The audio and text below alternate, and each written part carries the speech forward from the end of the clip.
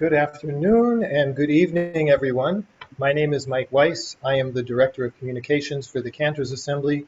I'm also the Chazan of the Highland Park Conservative Temple, Congregation Anshe Emet in Highland Park, New Jersey. And I am very pleased to welcome you today to this joint session sponsored by the Cantors Assembly and the European Cantors Association on the topic of Nusach.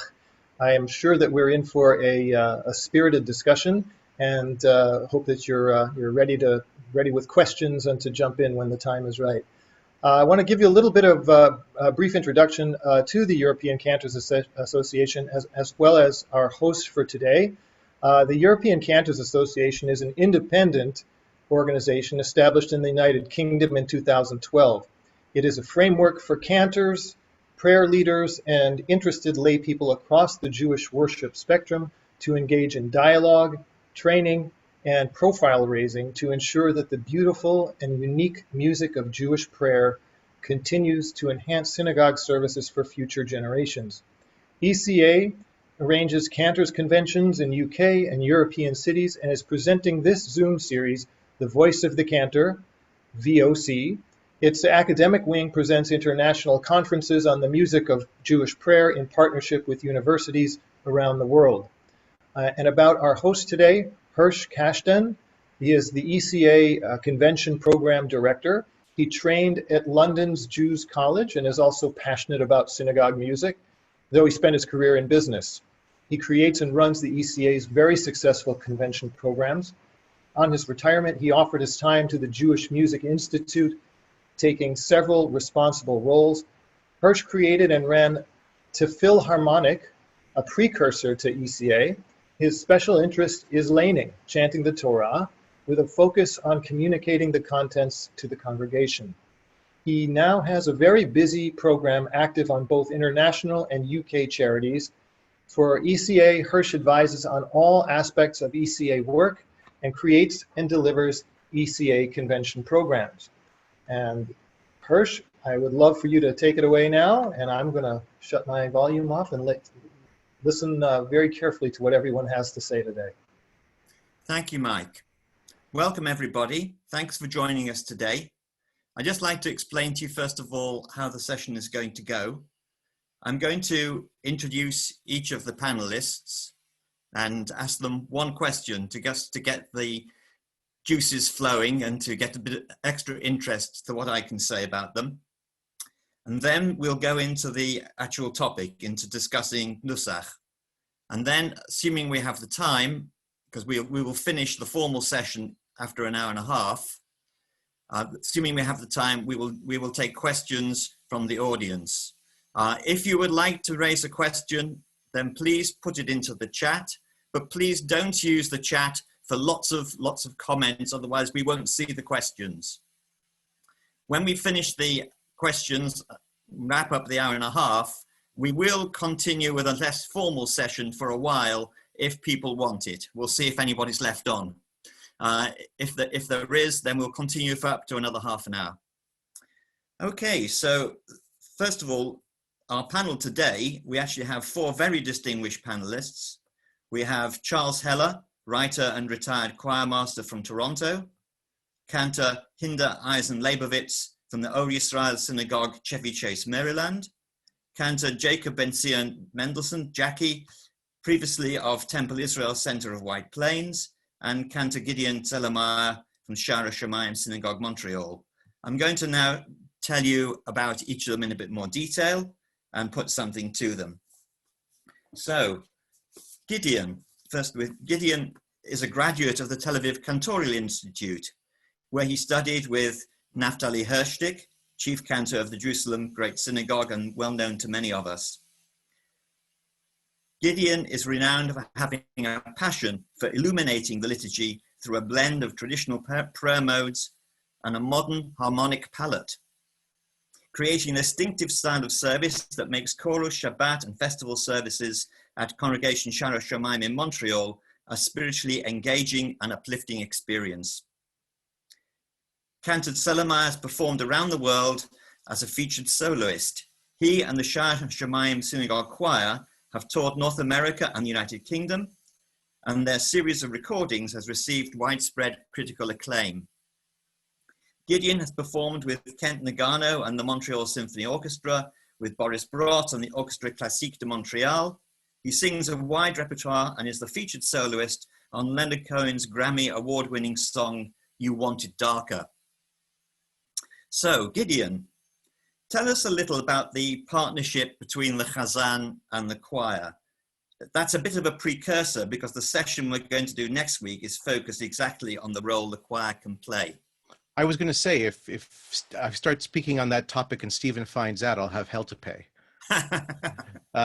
Hirsch, thank you for that warm and generous welcome, and it's great to be in this forum with such esteemed colleagues. The role of the cantor and the choir is what you want me to talk about first? I'll just give you a little bit of a background, and that is as follows.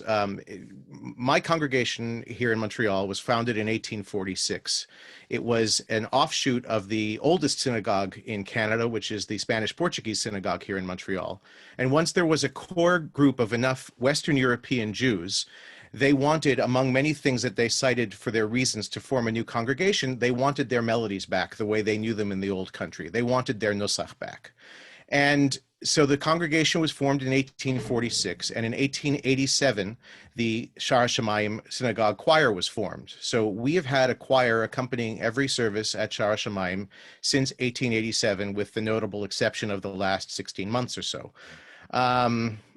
And so Nusach and how it plays out in terms of the interplay between the cantor and choir is at the foundation of everything that we do. It is our guidepost. It is our rules of the road. It is a means. I always use the analogy that someone should be able to be blindfolded, spun around till they're so disoriented that they don't know what time of year it is or what time of day it is, and hear a skilled practitioner davening and be able to tell what time of day it is, what season of the year it is, what festival it is more specifically, and be given all that information just by the music that they're hearing. Yeah, and I think that is, I think that is our, somebody agreed with me, see? I think that is our primary function in terms of passing along those traditions. Now, that's not to say that we are stuck with them, and certainly as a synagogue with a weekly choir, I probably have more flexibility in terms of, let's say, enhancing or performing hidur mitzvah with the nusach than most might, because of the various compositions that are available, the textures that one can get. And if I had a mixed choir and not a male choir, I would get even more textures. But I don't have to tell you that, given who I had the pleasure of working with and who really was the modern day progenitor of a lot of the Shar's traditions in Stephen and the partnership that we shared, he pushes the envelope further than anybody that I know in terms of getting textures from especially an ensemble of celli. So that is certainly one of the guiding principles that is governing me and my traditions that I uphold here at Shar Shamayim in Montreal. That's wonderful. Thank you, Gideon. Okay, I'm going to turn to Jackie Mendelsohn. So Jackie, Cantor Jacob Ben-Zion Mendelsohn, grew up in Brooklyn, where he witnessed the dwindling days of the golden age of Chazanut. Now, as both an international performer and one of the leading cantorial masters of today, he is passing on his art to a new generation. For over 30 years, he has taught at the Debbie Friedman School of Sacred Music of Hebrew Union College and the H.L. Miller Cantorial School at the Jewish Theological Seminary. Both schools have awarded him honorary doctorates. Having retired as a full-time chazan at Temple Israel Center of White Plains, New York in 2014, Jack teaches at both these cantorial schools, performs at concerts, and often appears as scholar in residence. Jack is the subject of a documentary film, A Cantor's Tale, for which the New York Times called him a voice that heralds a culture. Cantor Mendelsohn is also featured in films about Debbie Friedman and Theodore Bickel. He's currently performing The Cantor's Couch, a one-man show written by Mark Beeler, which has played successfully in many cities across the USA. Okay, so Jackie, what is it like performing in a show as a contrast to singing in the synagogue? Well, in this particular show that I do, the audience becomes my congregation and my choir. So I try to make it as similar as possible. It's a big difference. When you're davening, you're improvising. The show is set. The show is set. The beautiful thing about davening is that at its height, one never knows what one is going to do. You're moved by the moment, by the sounds, by the way the congregation responds, and you yourself respond accordingly. So that's basically the difference between the two modes. Kodesh and Chol. Right, exactly. Okay, so now we move to Hinda.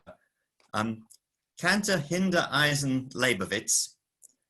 She was raised in West Caldwell, New Jersey, achieved cantorial ordination and an MA in Judaic Studies at Hebrew College in Newton, Massachusetts in June of 2014, has been the cantor and religious school principal of Old Kodesh Synagogue, Chevy Chase, Maryland since then. Cantor Labovitz is a contralto and has performed in many locations locally and internationally, singing diverse genres, including chazanot, Broadway, folk songs, popular and Israel music. She is proud to collaborate frequently with other cantors in other US communities.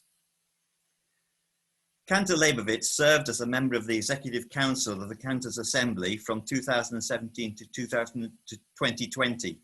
She chaired the conservative movement-wide Selichot, for which she assembled a 90-minute-long video of High Holy Day music by colleagues. And she's produced a video of Akdamut that included 46 colleagues from around the globe.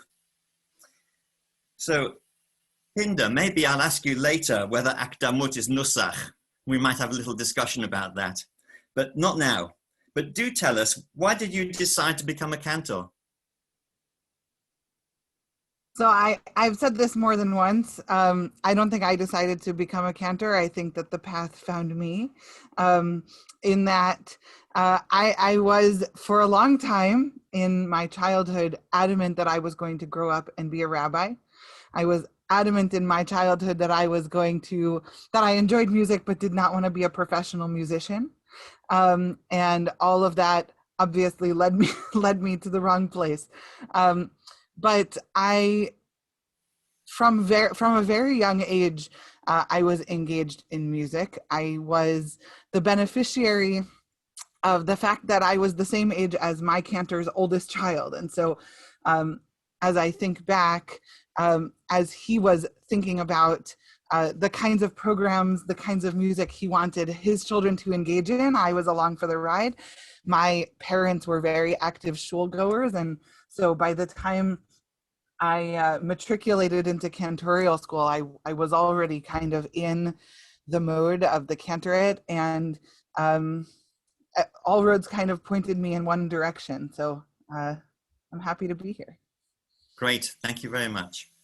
Okay, and finally, Achron Chaviv, Charles Heller. Charles Heller has worked as a music director with the world's leading cantors for over 50 years. When he was 7, his father, who sang tenor in the shul choir at Shacklewell Lane in London's East End, made him join the choir as a boy soprano. He loved it from the first moment. Singing the most sophisticated repertoire with Chazan Einhorn from Vienna. He learned to read music there, sang with many fine chazanim, and later conducted the choir for Yamim Noraim. He was invited by his friend, Rabbi and Cantor Schisler, one of the panelists from our similar session last week, to be the conductor at the new synagogue, Edgerton Road, Stamford Hill, which had a phenomenal tradition of chazanot and choral music. Subsequently, worked with Naftali Hershtig in Edgware. Finchley. Oh, it was Finchley, was it? Okay. When he moved to Toronto, he was offered the job at Beit Emet with Cantor Danto and remained there for 20 years. When Danto retired, he worked there with Aaron Ben Susan for 10 years until his retirement. Charles is the author of What to Listen For in Jewish Music and Shul Going, 2,500 Years of Impressions and Reflections on Visits to the Synagogue. So Charles, the question for you, why did you choose to be a choir master rather than a cantor? Because it was the first thing that came to me. That was I had the opportunity. No one asked me, would you like to be a cantor? They said, we need you to either conduct the choir. And it's something I could do because I studied music. To be a choir director, like you have to be able to read music as a start. And not everybody can do that. And then understand harmony, know what each part should do. Read a score and play the piano, so I could do those things. So it was just natural for me to do. Nobody ever asked me to be a cantor until many years later. Then I did it. So that's why I did. And I always enjoyed it. I mean, directing the choir is very, very rewarding in its own way. It's its own kind of thing, and it's extremely rewarding. Our school had a good choral tradition when I was in high school in London. When I was in high school, I was singing with Sir David Wilcox, one of the great choral conductors of all time. So I had the best teachers from the beginning. Very good. Okay, so we're now going to move on to our topic of the day. We're going to talk about Nusach in various ways. So I'm going to start with you, Charles. Charles, what is Nusach in your view? What is its core? And where are its boundaries? What do you think? I'm so glad you asked me that, because I just happen to have something written down here. Nusach, starting off from Eric Werner's definition, Nusach is the traditional application of synagogue melodies to the liturgy. Nusach has the purpose of uniting the community through a shared awareness of time and place. This is what Chazan Gideon said just before, and Rabbi Shisler mentioned it last week. If you go into a shul blindfold, you just listen, you know what day and what time it is. This is true of all religious services. It used to be true of the Catholic Church throughout history, except over the last few centuries it's vanished. But this is a basic function of religious services of any religion, that when you're there, you are part of it. You feel part of a community, and you know what, sharing time and place, and that's absolutely fundamental. So I continue. Nusach is the result of over 2,000 years of selection. There's no completely universal Nusach, but there is a universal concept of Nusach. Nusach is uniform, i.e. across different communities, and appropriate, which means different occasions have different tunes. And Nusach ranges from a simple response of Amen, which is the simplest response. It's the easiest way of responding, of the community responsive singing, which we're also keen on. And I've known many congregations where people do not know to say Amen. And if someone told them, they'd say, wow, we can join in. Isn't that great? That's what Amen is. And Nusach ranges from Amen to cantorial set pieces, which provide artistic breathing spaces in the service. So that's my definition. Oh, one more thing. I'm going to say two more sentences. We preserve, that's what Nusach is. I want to add, we preserve Nusach through encouraging and supporting prayer leaders who provide Nusach-rich services. Nusach is now an endangered culture, and action needs to be taken now to preserve it. Thank you for that. That's very clear. I'm going to ask the other panelists whether they agree, but I want to ask it in a particular way. I'd like to see what you think the boundaries of Nusach is, or boundaries are. Jack, what would you say to that? What is Nusach and what isn't Nusach? Which things are not Nusach? Well, or is all singing Nusach? I'm sorry, what was your last? Or is all singing in shul Nusach? Well, not really. We've all sung Sim Shalom in minor. and we know that it should be done in the Fragish mode. Sim shalom, or sim shalom tova uvracha, so on and so forth.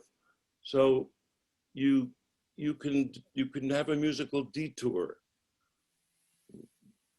I believe that Nusach should be the host, and then every now and then a guest can come in, and using your musicality and your musicianship, you bring in the guest from the Nusach, and then you bring the Nusach back in from the guest using your musicianship, so that it isn't done in a way that is shocking, musically shocking, so that there's a thread that goes through.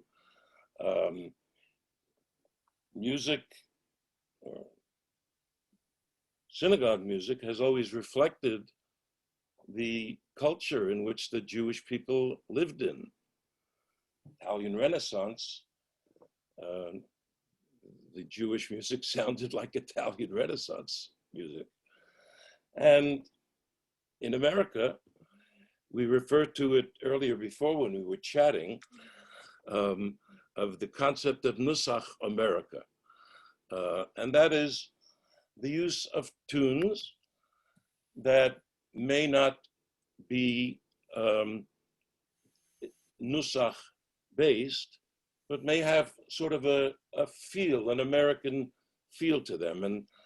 And I believe that this should be encouraged, but still, it should be the guest, and Nusach should be the host. Okay. So there you go. As far as boundaries are concerned, I think one can be happy with the other. Okay, that's an interesting little concept you've introduced there, the idea of the host and the guest. I like that. Gideon, would you like to comment on that? Is that, would you agree with that for a start? You see Nusach as the host and singing not actually in Nusach, but somehow related to it as the guest. I totally agree. I think it's actually quite a beautiful analogy that Jackie draws. And the only thing that I would add to it is to say that whatever we choose to be the guest, have a couple of caveats. Number one, I believe rather strongly that there is a tremendous tradition of Jewish written and Jewish used music that could have application in appropriate liturgical settings. And I think that, for instance, at the Shar, and I realize that we're probably more stringent than most, but pop tunes and Broadway tunes and opera arias and things like that make their way in on Simchat Torah, and that's it. And the reason for that is that, and this is the largest caveat that I would attach to what Jackie said, or not a caveat, an addition, whatever we choose to bring as the guest has to serve the text. It has to serve the text. The text can't be pushed as a square peg through a round hole so that the accents are on the wrong syllables and commas and periods are in the wrong places. And ultimately, we're here, and Nusach is here to serve the interpretation and the transmission of sacred texts. And I think that we have to be very careful. It's wonderful to bring guests to the party, and I'm all for it.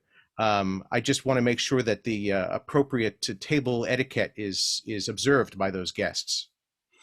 Okay, that's great. That's great. We're going to get too much. I hope I didn't misstate anything, Jackie. Did I? Oh, that's beautiful. That was beautiful. That's very good, Gideon. I mean, I love what the element of taste that you brought in was very apt. And I'd like to come back to that in a little while. We'll talk about what might be taste and what might not be taste. Hinda, let's turn to you for a minute. Firstly, have you got any comments on what has just been said? And then I want to ask you another question. I do. I will say I agreed with much of what was just said by all three of my colleagues, right? Certainly for me, I also love the idea that Nusach is the host and guests coming in. I would have said that Nusach is a framework. It's a framework of motifs. It's a framework of modes that we use. And certainly we have the sort of ebb and flow of being able to, take something from the side of the road, but ultimately, traveling the course. For me, the one thing that was said that I didn't agree with is that Nusach is uniform from community to community. And in fact, I find that when Nusach is distilled to its most simple form and becomes uniform, it becomes really boring.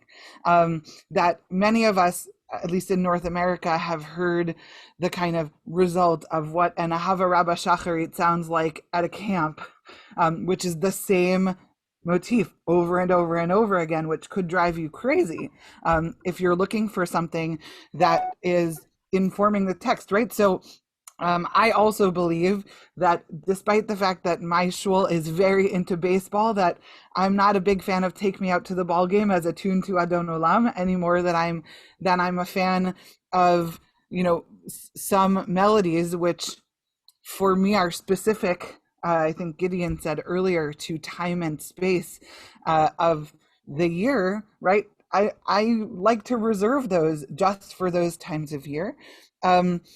And that Nusach is beautiful both in its consistency across communities, but also in its ability to be adapted to the needs of various situations and communities. Okay, thank you. Building from that, I want to ask you, stay with you for the moment, Hinda. Does Nusach matter all the time or only sometimes? Is it okay to completely leave Nusach sometime or is it not?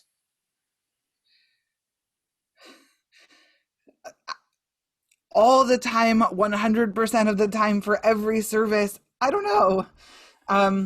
But I do think that Nusach, we make choices, right? And when I talk with my congregants, I'm grateful that my shul has a great culture of lay leadership and people who have come from the independent minyan world, right? Who are not trained in Nusach. But when I say to them, if you're going to make a choice, make a choice. Don't use the tune for Al Kol Ele to the paragraph in the middle of the Musaf Amida because you think it's a nice tune, right? That's something that's happened in my shul. Make that choice. If that's I may or may not agree with that choice, but make that choice. And then when I come to you after services at Kiddush and I say to you, so tell me what story you're telling by taking that tune and putting it on that text, you had better have an answer, right? That you had better be trying to make conscious choices and tell a story if you're going to deviate from the Nusach. So for me, I think to the maybe syntax of your question, I think it absolutely matters, right? And I think that when we make choices to move separate from the Nusach, that those need to be conscious choices. Okay, thank you. Gideon, what do you think about that? I think it's right on.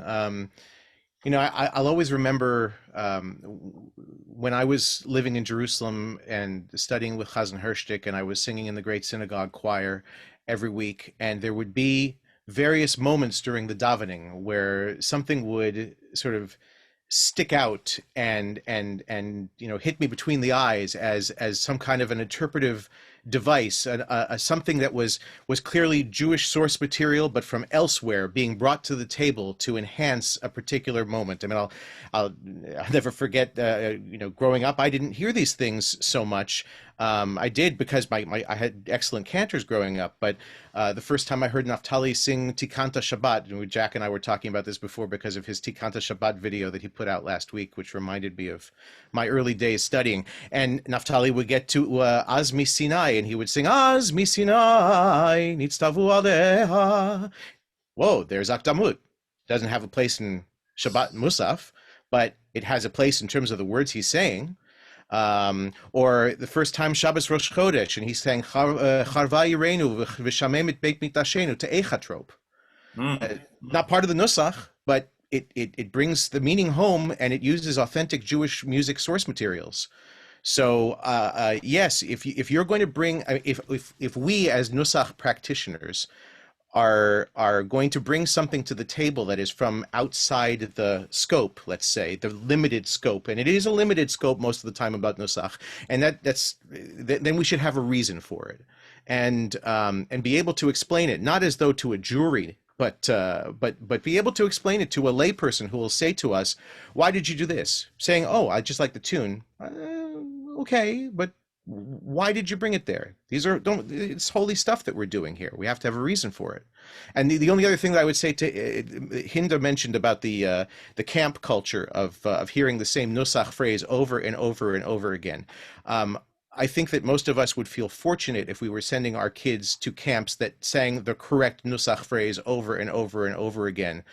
And then I could take my kids at the end of a summer and say, okay, you heard the Amida done this way on Shabbat for 8 straight weeks. And you got those phrases inside you? Good. Now let's learn some more to complement them. The inculcation of young people that way is so important. And I understand that for those of us seasoned professionals, it might make us want to tear our hair out. But that's the only way they get immersed in it. And I'm all for it if that's the setting and that's the technique involved. Okay, thank you. Charles, what would you say? Is Nusach always important, or is it okay to go outside Nusach sometimes? Well, that's what you have to understand, how you define Nusach. Nusach, by definition, allows anything. That's what we were talking about last week. People were saying, can you sing Sol Zim Zavinu Shebashamayim? And so now you say, well, all right, then how did Zulza sing Avinu Shebashamayim? Well, of course, Zulza never sang it because there was no state of Israel. So singing Sol Zim's Avinu Shebashamayim is 100% Nusach because it fits in. Following on from what Hinda said, Nusach we don't want it to be uniform because then you're going to sing the same stuff every week. Well, you're not. If you understand what we're talking about, what I'm saying is Nusach has a function. The test of Nusach, what is Nusach and what isn't Nusach, is tested by the response of the people. There is no piece of music, like you bring out a piece of music and you match it to what you hear. Well, you can't, anyway. It's to do with the response. And so I'm going to read, I want to tell you something. People say, oh, no, you only want to, like following on from what Hinda said, you only want to sing the same old tunes every week. No, I don't want to sing the same old tunes. I want to preserve Nusach because at this moment, there are all kinds of cultures throughout the world, in Africa and South Pacific and everywhere, where there are 1,000 years old cultures which are about to disappear forever. And I believe Nusach is one of them. And if we don't preserve it right now, it will disappear. There's this is what I'm going on about.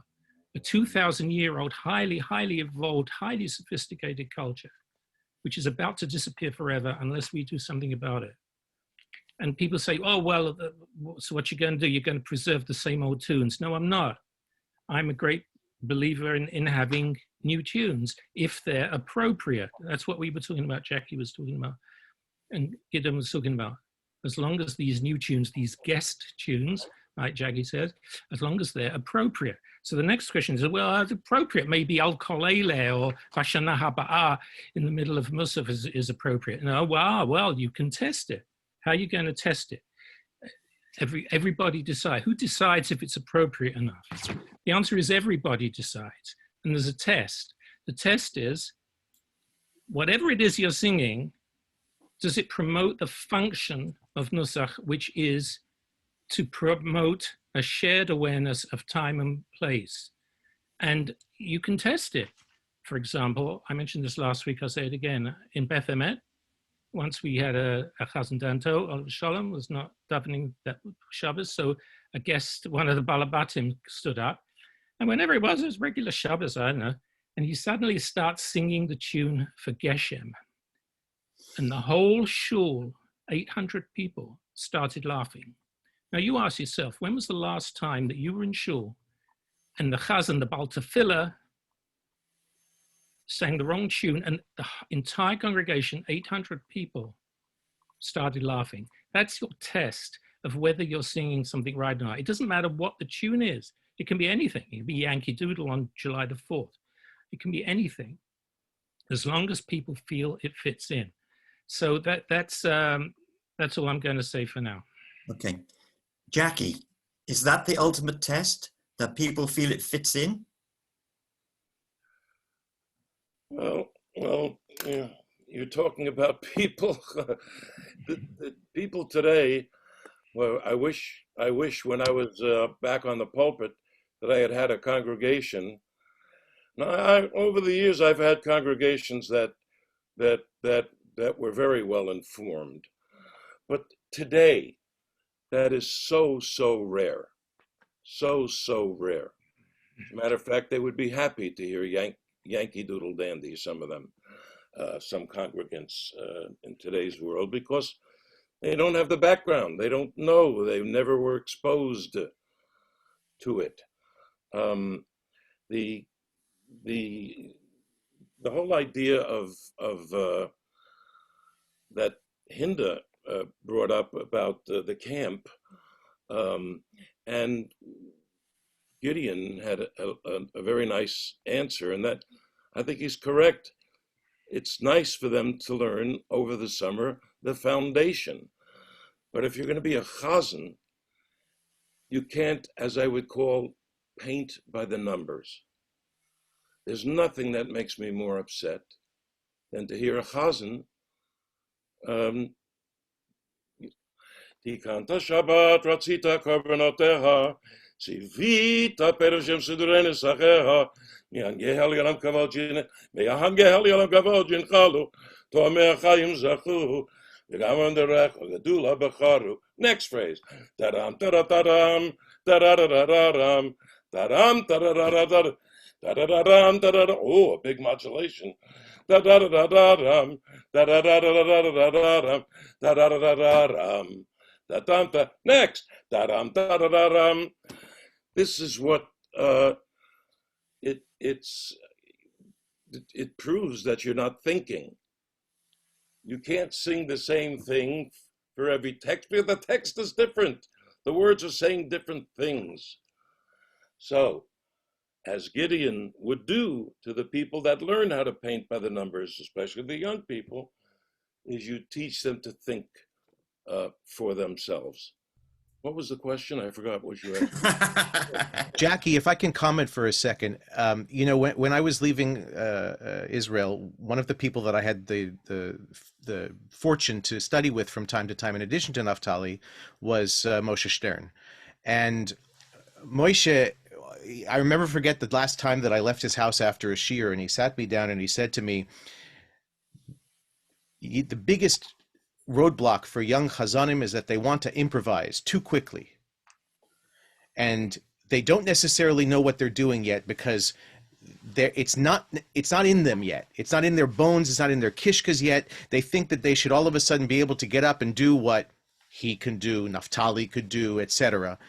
And he said, go to your shul, daven your nusach for a good 3 months. Don't deviate from it. Somebody should be able to wake you up at 3 o'clock in the morning and ask you to sing Akdamut or whatever it is, and you should be able to do it with no hesitation.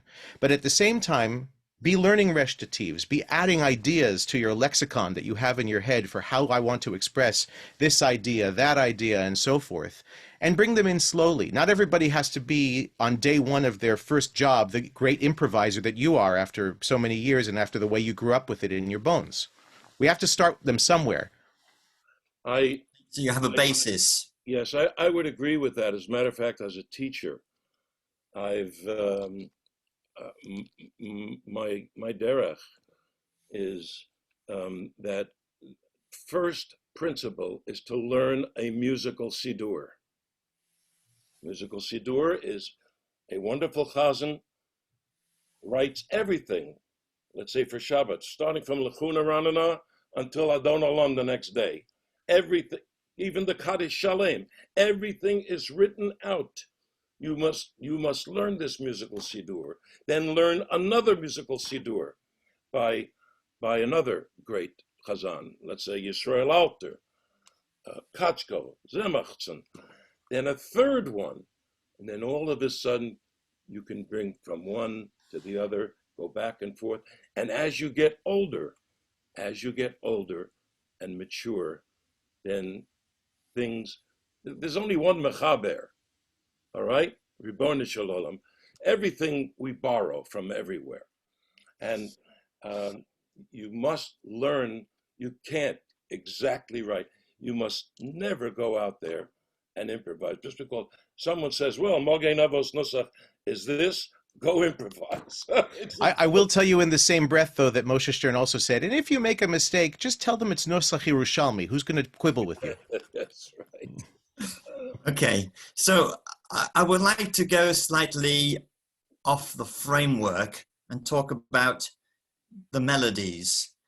I'd like to hear what your opinion is. Let's start with Charles. Charles, so we have a number of melodies that are many years old that are sung in just about every community. So Kol Nidre is a clear example, or the Aleinu in the Yamin Noraim. So firstly, do we decide, do we regard that as Nusach? That's my first question. And then going beyond that, what is it that makes them Nusach rather than something else, rather than another melody? Just their age? You said, give me an example of Aleinu and Kol Nidre, whether they are Nusach, these melodies. Number one, I think it was Professor Boaz Tarsi last week who pointed out these are not melodies. You have to be very careful how you define things. Aleinu and Kol Nidre belong to the family of music that we call Sinai tunes. That means allegedly they were given to Moshe on Har Sinai. Someone talked last week about in Yemen, somewhere out in the Middle East, they sing Yigdal to Auld Lang Syne. And someone asked them, why do you sing that tune? They said, this is a Sinai tune. This is from Moshe on Sinai. So back to Aleinu and what we're talking about, Aleinu and Kol Nidre. They are not melodies.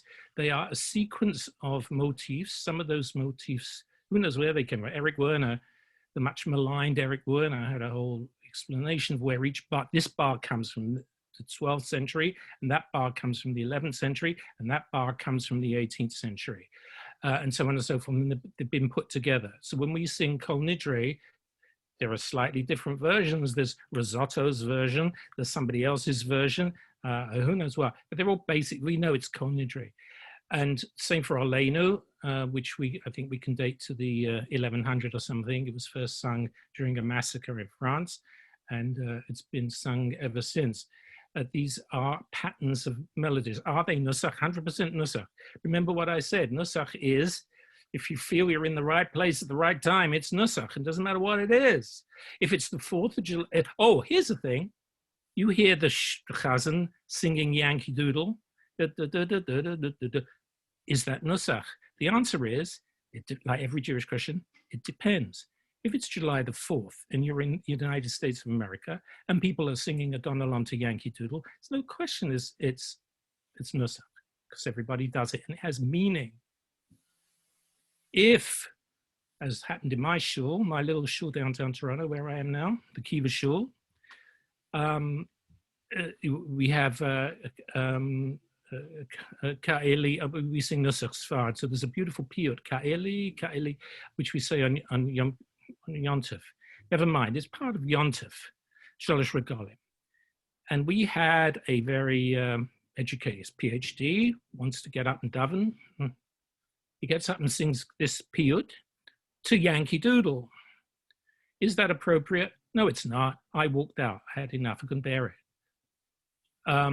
So the answer is, it's all right. Here's another one. Is it what's Nusach? Supposing I'm singing a French army song, a French marching song. Is that Nusach on Ne'ilah? Could you sing a French marching song? What's that got to do with Ne'ilah? Is that Nusach? Yes, of course it's Nusach, because the Labovitz have been singing it that way for 300 years. because they learnt it from Napoleon himself, Oliver Sharm. So therefore, it doesn't matter what the tune is, it's how you react to it. If everybody reacts to it in the same way and they feel, yes, I'm in shul davening with all my friends and it's Ne'ilah or it's Shabbos or it's Pesach, then the Nusach has done its job. Yeah, okay. Well, Hinda, would you agree with that? Would you agree that any melody that the congregation recognizes and knows and has sung a few times, we can regard that as Nusach and it's okay? It's a choice, right? But I think it also identify, if you can identify, if it both informs the text and helps the congregation identify the space and time, right? If that's how one of the ways that we're defining Nusach, then I think for sure that's a possibility. Certainly, one of the examples of this is the Lechadodi that is specific to the Omer, right? That that's not a pop tune, right? That's not a cultural tune, right? That's a tune that we presume was, somehow integrated into Lechadodi for the Omer, and it's published in Bear's volume that way. There was a raging conversation on the Cantors Assembly listserv a few weeks ago because actually it appears in one of Mozart's operas, and it's not clear. So did Mozart write it first? Was there some folk tune, right? And certainly we've integrated it all of these years, centuries later, as if it's only a liturgical tune. But if you happen to know Le Nozze de Figaro, you might know that tune is something else. And so part of it is also, I think, what withstands the test of time, right? What sort of disavows its identity as something else and becomes integrated into what we're doing. In the same way that there's an Adon Olam tune that I remember singing at camp all those years ago, which I only later found out is a French Adon Olam Asher Malach, which for everybody loves that as a tune for Adon Olam, but actually there's a French poem, something about the blood that paints the sky red, which does not, once I found that out, does not really feel like a solid Adon Olam tune, but it situates people, a couple hundred years later. So at some point, I wonder about the absorption of Nusach. Okay, Gideon, let me turn to you about this. Melody. I'm still busy writing down that Charles said that it was okay to say Yankee Doodle as Nusach. I just want to make that time and date. July the 4th. Well, we can't sing it here. You have to go to the States to get if you get your vaccination, go down across the border and sing it. Well, I thought the vaccination prevents me from being infected with such things. Let's not go there. Keep talking. Next. Come on. Sorry, Hirsch. It might be okay to have Yankee Doodle on a special occasion. We're talking the 4th of July in the United States. This on is the like 4th of July in the United States. Holy. I said the United States. July. It's what Americans, what the reverence they have for their flag and for their tremendous reverence. History. It's we do, like in Britain and Canada. We are one step back, but in America, they have a certain reverence, a certain nationalistic reverence for the country they're in, and this is maybe it goes back to when George Washington went to the shul, and what's his name, the shamas of the shul gave him a nice letter to bigotry, let there be no whatever it was. So America is something that, so yeah, I'm 100% about this. I feel very strongly Yankee Doodle in the United States on the 4th of July is something very special. But now we're done with that. Next. We do, of course, use Nusach to indicate the occasion, the special occasion. Like somebody in the chat before was mentioning that on Rosh Chodesh benching, we often use the theme, the tune, well known from the month ahead. Absolutely. That gets us right. You know what? That's so important. It's a very good one. In the middle of the summer, when it's Rosh Chodesh Elul, you say Rosh Chodesh Elul. And if you do it, to me, if I given a chance and I get up and do it, and the end is even more beautiful, you can say Rosh Chodesh Elul, and Habale, it even has the words of Kol Nidre in it. Habaleinu, V'al Kol Yisrael Tova. The words of Kol Nidre happen to be right there, so you can sing that melody. And I don't know about you, if I do that, and it's like July. It's you're in a week before Elul, and Elul is a month before Rosh Hashanah. But as soon as you sing that, it centers you. You feel it's already the leaves are. It's already Rosh Hashanah. Absolutely. You know, I get a shiver. It's Rosh Hashanah. No, it's of not course. Rosh Hashanah. It's Look, the middle of July. But that's what the music does for you. So that's I play these games with myself by I refuse to rehearse Kaddish for Musaf of Yamim Noraim before I sing it at Slichot, because I need that gut punch of singing it the first time at Slichot to say to me, it's here. I find that it dulls the blow of it for me, and I don't want that dulled. I want that to be really impactful to me. Good. Right. And the only other thing I would say something to what you were talking about the local customs and so forth. Yeah, I do think that there can be I mean, look, we're all playing semantic games at a certain point, but there is a difference between Nusach and something that I would say is Minhag HaMakom. And Minhag HaMakom has a tremendous breadth of variance from wherever you might be and whoever is davening and whoever that person learned from. But you know, for instance, we all have things that are specific to our own congregations. I mean, I'm at Shara Shamayim where Jack's late uncle was the cantor for almost 45 years, one of my predecessors, and there are certain things that he wrote and that I still sing, and that is part of what I would call Nusach Shar HaShamayim, more than it is necessarily whatever Bear codified or whatever this Chazan codified or that Chazan codified is the Nusach of their community. And if you're lucky enough to be in a place that has a long enough tradition, then those things become very important to your congregants. Right. I mean, the congregation obviously counts, and so we've got sort of three levels, haven't we? We've got the very framework of the Nusach. We've got the long established ancient pieces, which I call melodies, but Charles corrected me. They're not really melodies. And then we've got the Minhag HaMakom, which is also adds to that. But is anything that's become established in the particular community acceptable? A melody, maybe it is Hinda. Let me ask you the question. Maybe for Adon Olam, I think Adon Olam has got more degrees of freedom than most things. But what is acceptable in Kedusha? Again, I would go back to what I said earlier, which is what's acceptable is what well informs the text, right? And so, for me, I like tunes that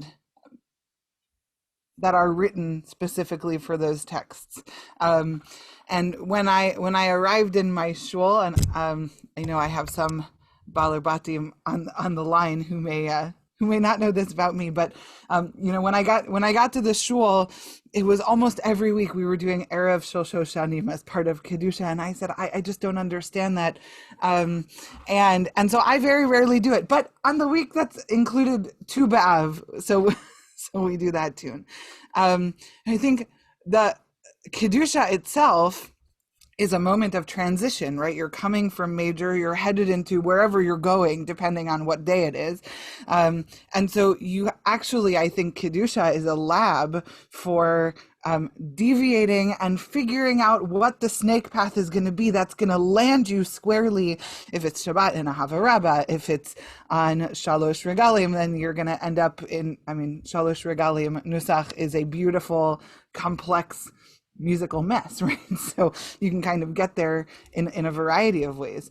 But I'm a text first kind of person, and I think my objection, even where I have well intentioned people who lead around me, is choosing a random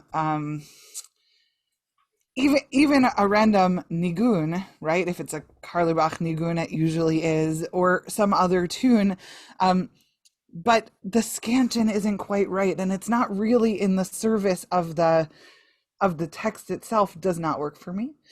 The other thing I think is with Kedusha and the sort of push and pull of Nusach for me is that the congregation needs to know where they are going, right? And so when you're immersed in a tune and that tune just kind of paints through the page of Kedusha, and when the congregation knows Shema is my moment, right? And I want it to be that Zolzer-ish Shema in major, which my congregation does, they get distressed when we haven't landed there. And so part of it is, to your point about being sensitive, right? There's the, me and God relationship, and there's the horizontal Baal Tefillah and Kahal relationship, and the Kahal needs to be along for the ride no matter what we're doing. Jackie, what do you think? What about, is Erev Shoshanim okay in Kedusha for you? Technically, I'm against it, but over the years, some of us succumb to the wants or even the needs of your congregation. It's the tune of the Godfather that I'm really against. Even though it's very Jewish. I die. Just kidding, but it's those were the days, my friend. It's those tunes that set me off. It's sometimes you just one can't help oneself but to go with what was their public will sometimes, and in its own way it's become the Nusach. I mean, look at Debbie Friedman's Havdalah. It's an avalanche. It has taken over. The Nusach at that point is major. It's a straight major. But Debbie has created this lovely tune. I'll never forget when I was in Krakow for the Jewish Music Festival. And Saturday night, the chief rabbi of Warsaw came with a long white beard, and he led the Havdalah. And when he came to the brachas, he started chuckling. When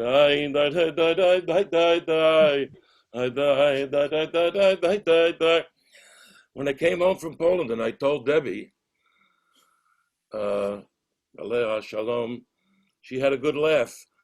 But it really says something, seriously, when music like that, it becomes, but it's more of a minhag, as Gideon would say. It's more of a tradition than a nusach. Nusach it has taken over, as you say. The nusach is major.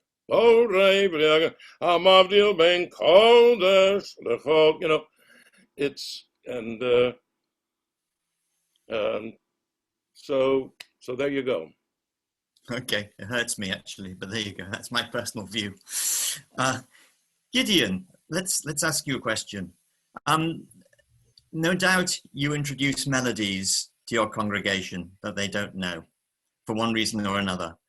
Do you? First, I should ask you the question. Do you introduce melodies, new melodies?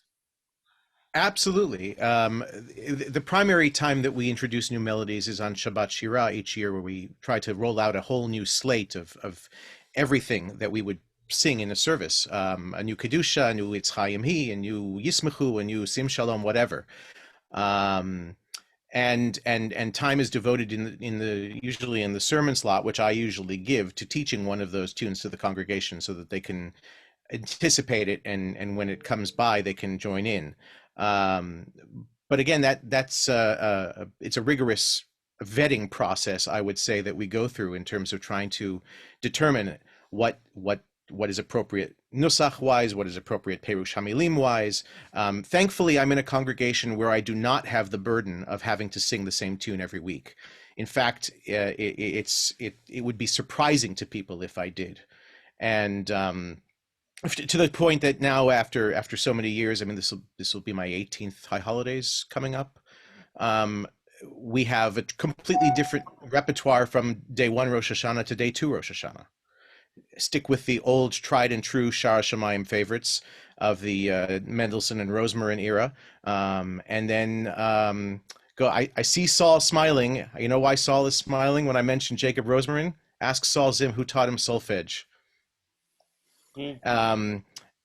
And so we have a completely different repertoire. We sing the traditional Shar tunes on day 1 and new things on day 2. Wow. Anybody else? Hinda, Charles, Jackie, do you ever use a sermon slot to teach new tunes? Great device. As a matter of fact, I used to sing Rech Thieves and explain it from the Bima and tell them. As a matter of fact, my rabbi, Gordon Tucker, used to team up with me. Gordon's a very musical man and actually a fine musician, pianist. So he's also a fan of the right baseball team. That's right. I'd go to we'd go to my office, his office, and I'd sing, let's say, a Tikanta Shabbos for him, and he would take notes, and he would know why I'm doing a modulation because he's Gordon Tucker, and so pre-Musaf, he told the congregation about this number that I'm going to sing, and he told them what to look for and what to expect and why. The congregation was sitting there like dogs on point. They were so excited to hear this Tikanta Shabbat because they felt they were included in the process. So it's a great thing to do, and it only takes 5 minutes to do. I once was involved in teaching a complete new service from starting from Ein Kamocha to the end of Musaf. Back in my early days in the 70s, Max Wahlberg wrote a service for Cantor and rehearsed congregation called Chemdat Shabbat. Very beautiful service. And what I did was I spent months and months on Sundays where families got together. Over 100 people would come, and I would slowly teach them these tunes. And then when the day came, we did them all in one shot. And we had a congregation of, a high holiday congregation came. And to this day, since the early 70s, that particular congregation in Riverdale are still singing many of those tunes. Right. So it's great to teach. It makes them feel like they're part of the process. Hinda, do you have a similar approach? Yeah, I think one of the deficiencies of many of our congregations is that no one ever taught them how to appreciate the chazanis or the nusach. And so for me, it's also about the tunes, but it's also about the nusach itself and the chant modes. And so there was one Shabbat a few years ago. I, since cantorial school, have been color coding a Cedure and writing in notes with the Nusach transitions between modes. And I printed out a color-coded copy of Musaf Rosh Chodesh Shabbat, and I distributed it in the congregation. And I said, here are the transitions you're going to hear. Right, you're going to hear at the end of Kedusha, you're going to hear me go into Shalosh Regalim mode. I do that moment Lefi Shechatanu, which is about Chorva Irenu. I do that also in Echatrop. Glad to know I'm not the only one who does that. And then when we get back to Modim, we're back in Ahava Rabbah because it's really Shabbat. The ta'am of Shabbat is more important than Rosh Chodesh. And I handed this to the congregation, and the number of people who came up to me afterward and said, oh, right? That there's something about knowing that our congregants sit in shul and we're doing all of these acrobatics, right? I've sometimes described Nusach as an ice skating routine, right? You go for the triple axel, you don't land it, you have to keep going anyway because the ice is slippery, right? So that we're doing all of these features in our Nusach, and it's a shame that we're the only ones who appreciate that that's what's happening. And so the best feedback I ever got, one of my favorite compliments is, you know, what you did there made me want to look at the English and find out what that phrase was. And Okay. I think it's all about our job as chazanim. Once we absorb the chazanut and the nusach and the, you know, whichever chazanim we want to emulate, our next step is to look at our congregation and say, you know, I want you don't have to know how to do this, but you do have to know how to listen to it. Right. Charles. You're so right. Charles, have you in the past made a point of teaching the tunes that you're going to sing? No, I've never been in a congregation. I've never been in a position like that's fantastic. And I kol hakavod to Hinda for her color coded. That's just fantastic. And I've never been in a position like that. I've never been a full-time, well, I was 1 year I was a full-time cantor, but otherwise most of my time's been as a choir director. I've never really had the opportunity to do these kinds of things. That's not the kind of thing I do, but it's a fantastic idea. There's two things arising. One is we are getting into what Hinda was just talking about.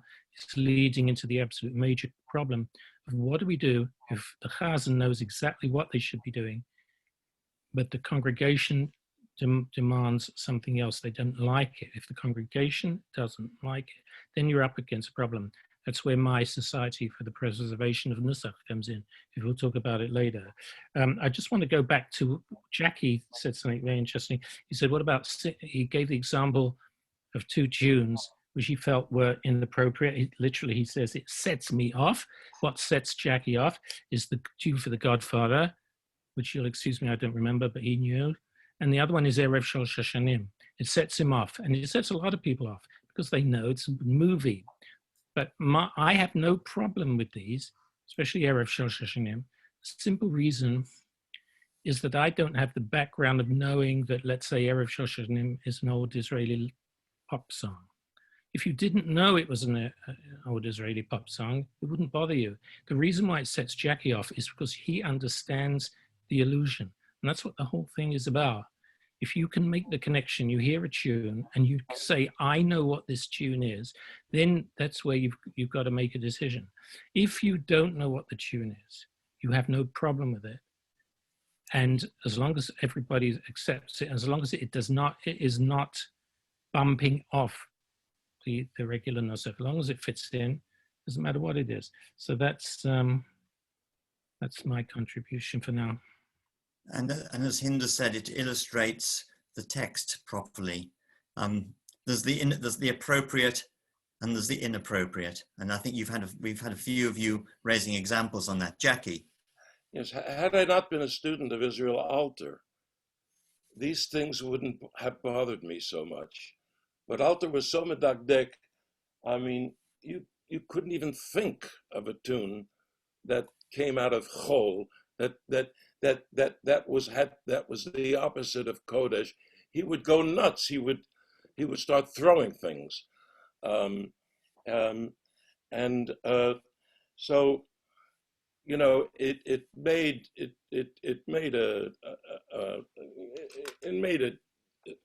an impression on me. But I've lightened up over the years. At least this Erev Shel Shoshanim melody goes very nicely with some of the texts that it's used for, whether it's Hu Eloheinu or Mim Komo, Hu Yifen Barachamim, where two popular places where it's used. What does bother me, the Alter also taught us that the text, everything is the text, more important than the music even. Today, it seems as though the music is more important than the text. Meaning, take Karlbach. They use one melody, one of his tunes, and they shoehorn 5 different texts into the same tune. And so, and the words don't make sense. The period, the end of the phrase comes after the period. The end of the musical phrase comes after the period. I mean, but that's when you go yai die die die die until it finishes. I mean, that's the best part, right? We can't sing Rosh Chodesh Ben sing Chaim Shel Chilutz, Atzamos. It's the text that you have to guard, so that's a question of learning, of taste, and of caring. Yes, my personal pet hate is Danny Boy, which comes into, well, in our synagogue sometimes, about Tefillah brings that into Kedusha. I don't like that. I think it's totally inappropriate, but maybe other people have a different view. No, Hamavdil ben Kodesh l'chol. I mean, why, what do you need shul for? You could hear a nice Irish tenor sing Danny Boy, play a recording, and what do you need to go to shul for? It's got to be relevant. The shul has to be Kodesh. It must be Kodesh. Right. And there you go.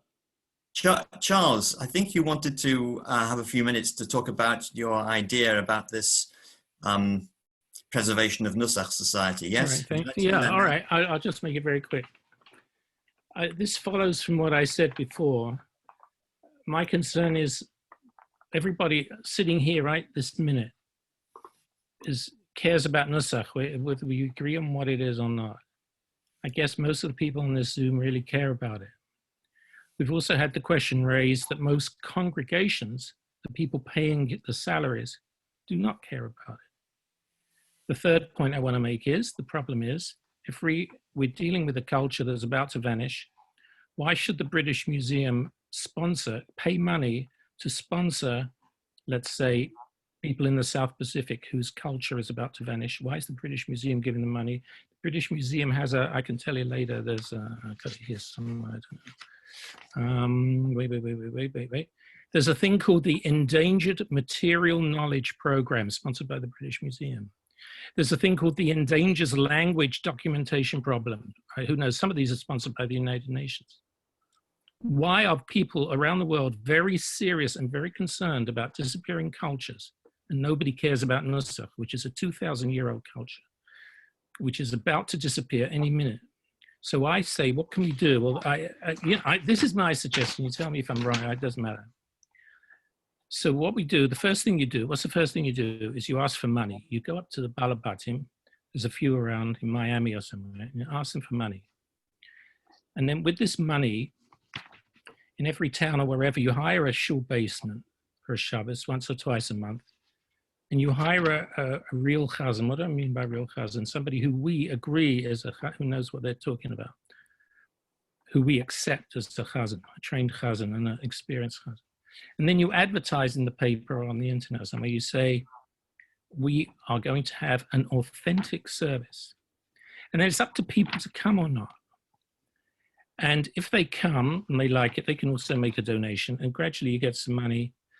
And then the point is, maybe I'm completely wrong. You tell me. This is my thought. I'm trying to think, what are we actually practically going to do? And this is all I can come up with. And if you tell me it's not going to work, or you tell me you've got a better idea, that's great. But that's a start. And we're going to call ourselves the Society for the Preservation of Nusach. And I'm thinking of doing a website. I'm working on it. I'm thinking about it. I'll let you know when I've done it. But I could set up a website. It won't be called that, but it'll be called something. And it'll be, because they set up a website from Yeshivah for Yiddish folk songs. It's called something like yiddishfolksong.com. What could be more clear than that? Anybody who cares about Yiddish folk song goes to yiddishfolksong.com, and hundreds of thousands of people have immediately at the click of a button have access to the most phenomenal, authentic material with explanations, and it's just phenomenal. I think it came from Yeshivah, I'm not sure. So we need the same kind of thing from Nusach. This is just to get a start. And we have to figure out so these are my ideas off the top of my head.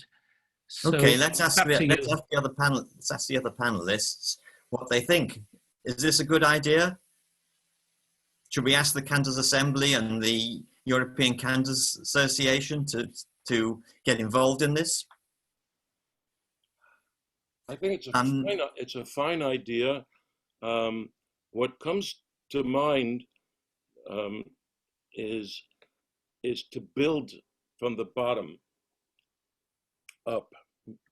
Teach our children the Nusach, so that when they grow up to be shul Yidden, they'll want it. You know, I've never heard of a kid who was in a shul choir growing up. Saul Zim will tell you this. And I've had choirs over the years.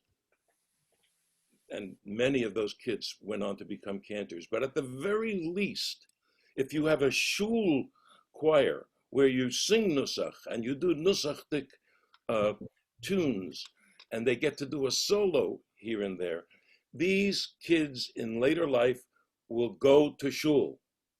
They will be shul Yidden. And if we can have some sort of a program, a worldwide program, where the kids, they don't know that they don't like it. It's good when they hear something good. When a kid hears chazonas done well, they go, "Wow, that is the coolest thing I have ever heard." So find some way to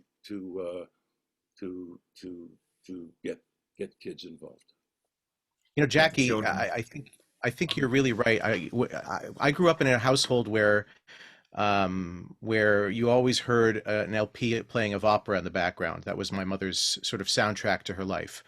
And when I was 6 years old, my mother took me to see my first opera. She took me to Carmen at Boston Lyric Opera, and we sat for hours on end and prepared. These are the major motifs. These are the characters. This is the story, and so forth.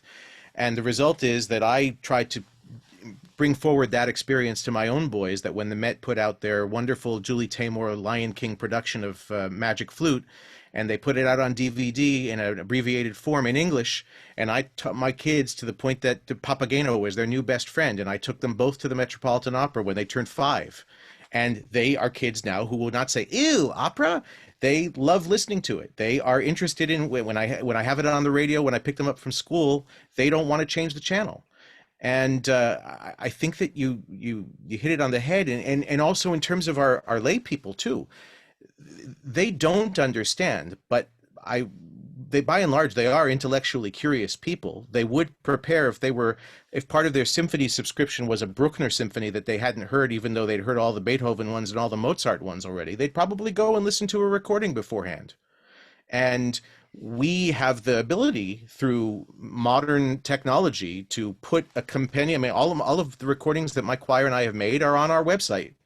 And in season, we publish what 2 or 3 compositions we're going to sing each week, so that people can listen to them. They can read about the composer. They can read the translation. I give the material to the rabbi. He'll introduce a Sim Shalom before it comes. And then all of a sudden, you've let people in on the secret that they've been shut out from for all these years by for lots of different reasons. Either because shuls were too formal to ever allow such a thing like that, or just the accessibility of websites and MP3s, and being able to send these things out to people rather than making them buy an LP or put in a tape or a CD into a machine. It's there for them.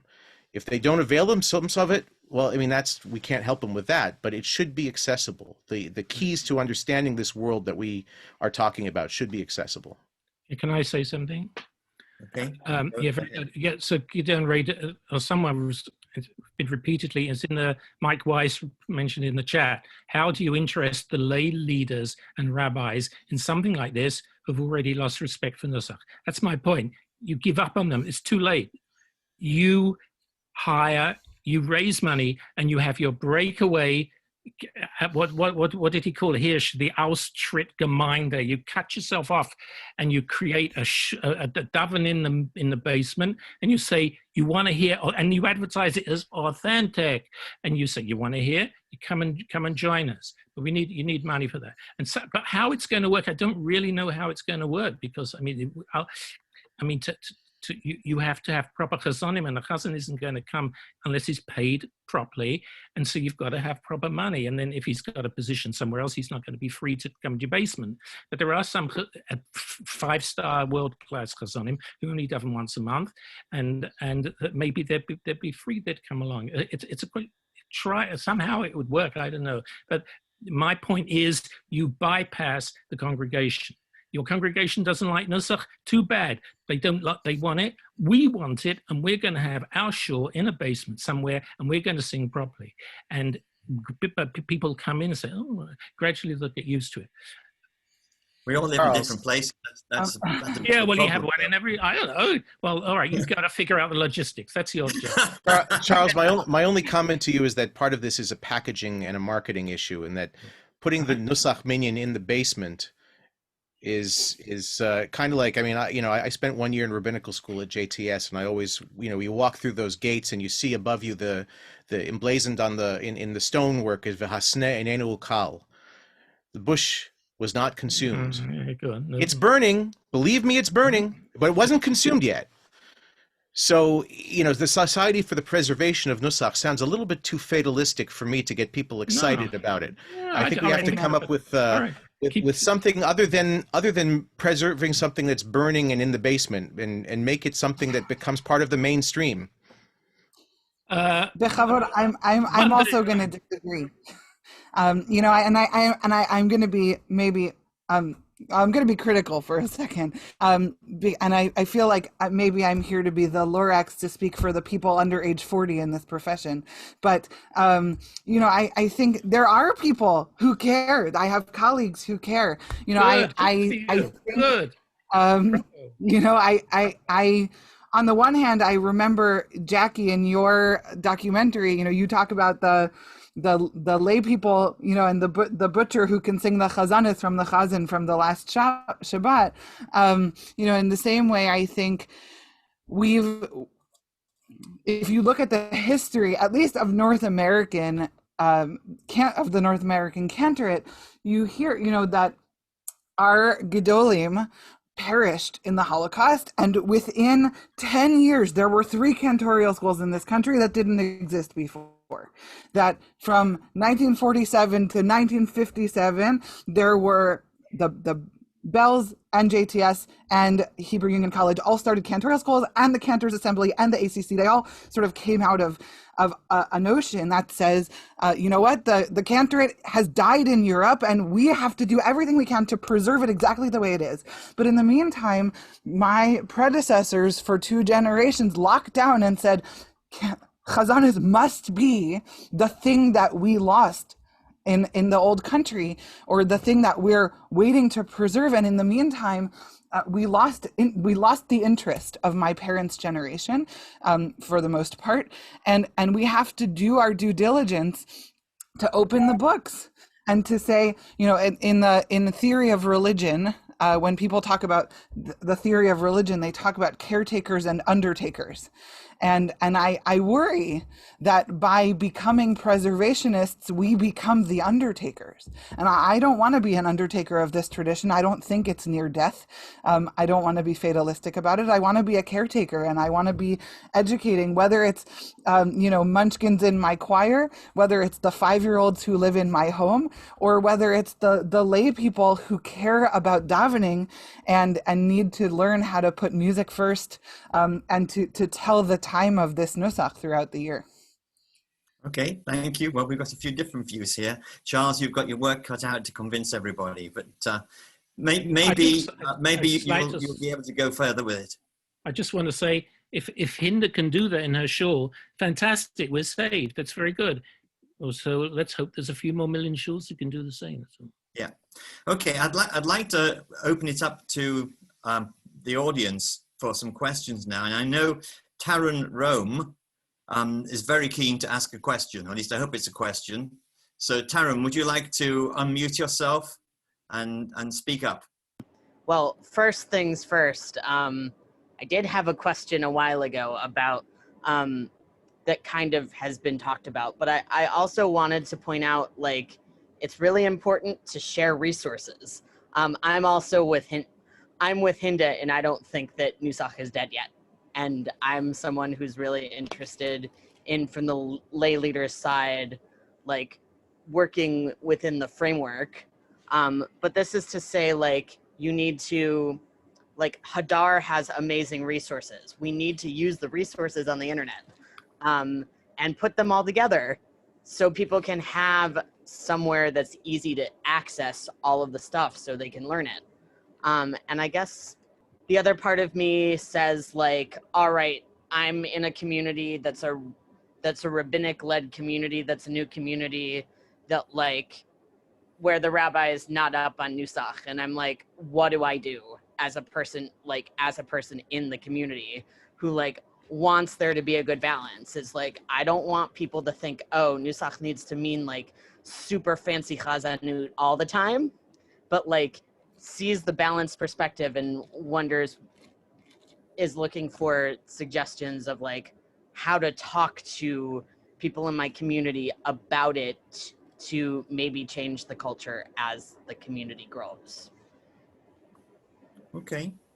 All right. Anyone want to comment on that? Charles, you want to comment? Yeah, we're just looking at the chat here. Somebody's raised a key question. Ethan Goldberg writes, how closely does the status of Nusach track with the general status of Jews, Judaism, synagogues? Is Nusach doing worse than anyone else? And the answer is no. This is a universal problem of dumbing down. There's a general trend throughout the world of dumbing down. Every opera company is struggling, symphonies are struggling, orchestral music is struggling. Why is that? Why is that?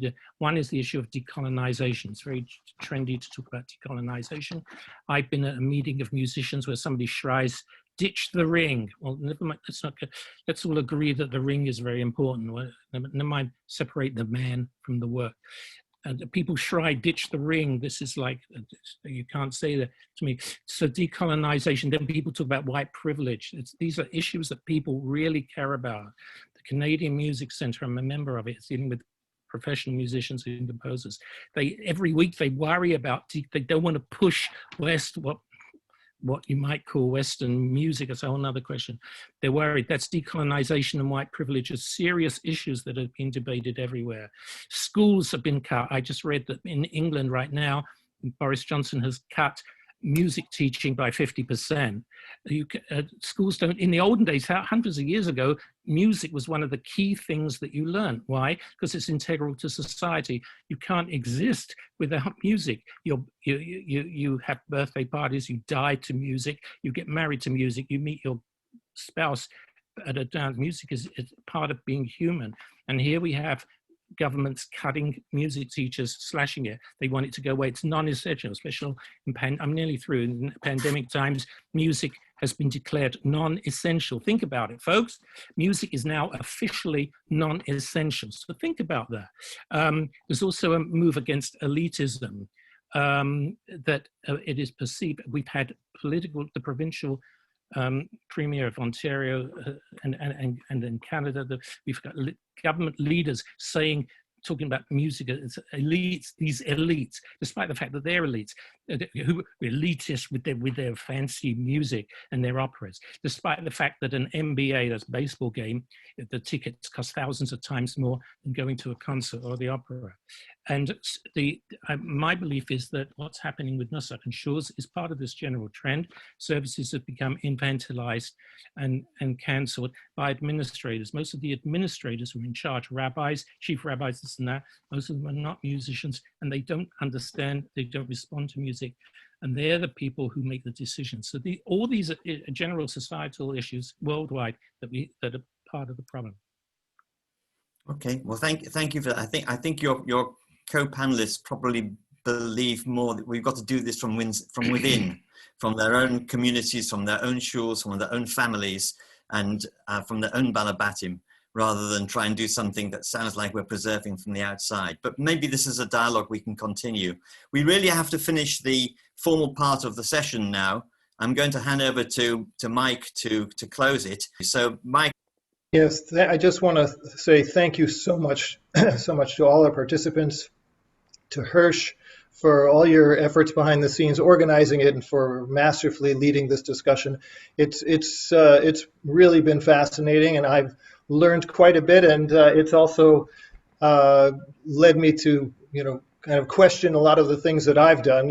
I think I had to admit in the chat. Well, I didn't have to admit. I admitted that I've done Danny Boy for Adon Olam, and it was beloved. It was beloved, but what can I say? Chazan Danto, that was one of his most beautiful tunes. I'm not saying he sang it in shul, but Chazan Danto would sing Danny Boy. It was the most beautiful. I have to tell you, it was very beautiful. But he he didn't actually sing it during the davening. Yeah.